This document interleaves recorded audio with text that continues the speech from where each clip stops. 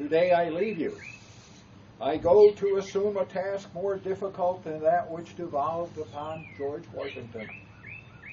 Unless the great God who assisted him shall be and aid me, I must fail. But if the omnipresent mind and mighty arm that directed him and protected him shall guide and support me, I shall not fail, I shall succeed. From that, if you will, our nation was conceived, as we later said, conceived in liberty and justice for all. So without that date, without the action of those brave men, consider this little nub of a country, not even banded together, taking on the greatest country in the history of the world. Not only taking them on, but winning.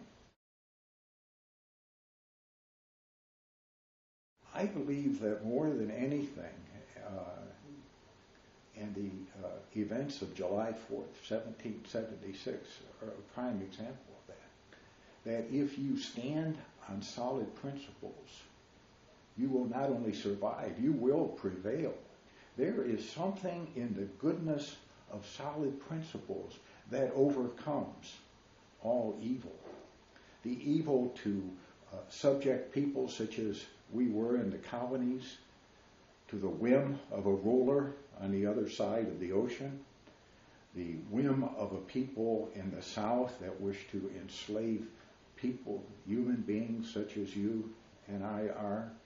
Those are bad principles. Those bad principles will always, I believe, be driven out.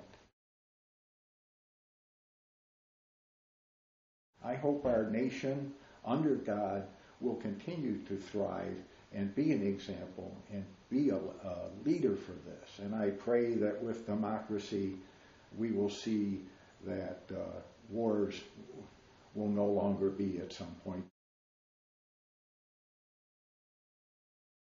I'm not a Civil War enthusiast so much for the battles, although they have their place, of course, but rather for the people that were involved. They're great human stories of people having to make great decisions, both in terms of politics, life and death, but also within their family, because it broke many families up. And you don't have to imagine too hard how difficult it would be to end up on different sides of a battle line shooting at your brother. So many things happen and people say, oh my God, what's this country coming to?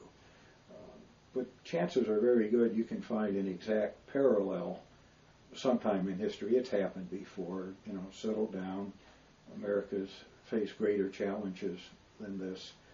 And without that, I don't know how you can understand present situations, because you only have, at best, a few of the facts you need to understand them.